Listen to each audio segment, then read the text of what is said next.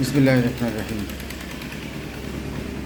প্রিয় আন্দোলনকারী ছাত্রছাত্রী ভাই এবং বোনেরা এবং দেশবাসী, আসসালামু আলাইকুম।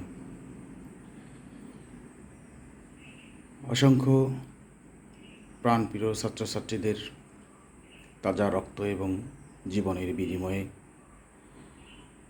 এই জনতার যে বিজয় হয়েছে, ছাত্র জনতার যে বিজয়, সে বিজয়কে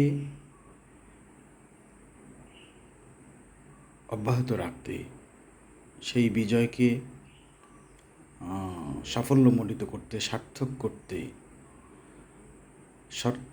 ধৈর্য সহকারে সকলের উচিত হবে একটি নতুন সরকারের সিদ্ধান্ত আসা পর্যন্ত ধৈর্য ধারণ করা। যে বৈষম্য, অন্যায়, অনাচার, নির্যাতন, নিপীড়ন, নিষ্পেষণের বিরুদ্ধে যে ক্ষমতার যে ভয়ানক দম্ভ, অহংকার, যে একক আধিপত্য, যে স্বৈরতন্ত্রের বিরুদ্ধে ছাত্র জনতার এই লড়াই, যে লড়াইয়ে ছাত্র জনতা আজ বিজয় লাভ করেছে, সেই লড়াই সফল করতে আমাদের প্রিয় ভাইরা তাদের জীবন বিসর্জন দিয়েছে, তাদের বুকের তাজা রক্ত ঢেলে দিয়েছে, অনেকে পঙ্গুত্ব বরণ করেছেন। এইরকম একটি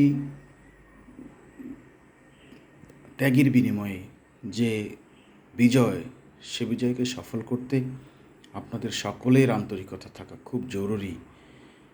এই সময়ে যে ঘটনাগুলি ঘটছে অত্যন্ত অনাকাঙ্ক্ষিত, অত্যন্ত দুঃখজনক।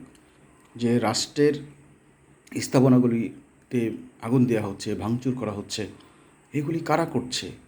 যারা এই বিজয় চায়নি, যা এই বিজয়কে প্রতিহত করতে চেয়েছিল, তারা আপনাদের পাশে থেকে, আপনাদের সাথে থেকে অতি উৎসাহী হয়ে আজকে রাষ্ট্রের স্থাপনা ভাঙছে, রাষ্ট্রের মধ্যে থেকে ব্যক্তিগত আক্রোশ প্রকাশ করছে এবং এই সম্পদ লুণ্ঠন করছে, মানুষের মধ্যে হানাহানি তৈরি করছে, বিবাদ বিসম্বাদ তৈরি করছে।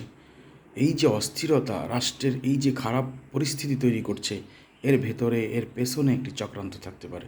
যে কারণে আপনাদেরকে অনুরোধ করব, আপনারা সতর্ক হন, সজাগ হন।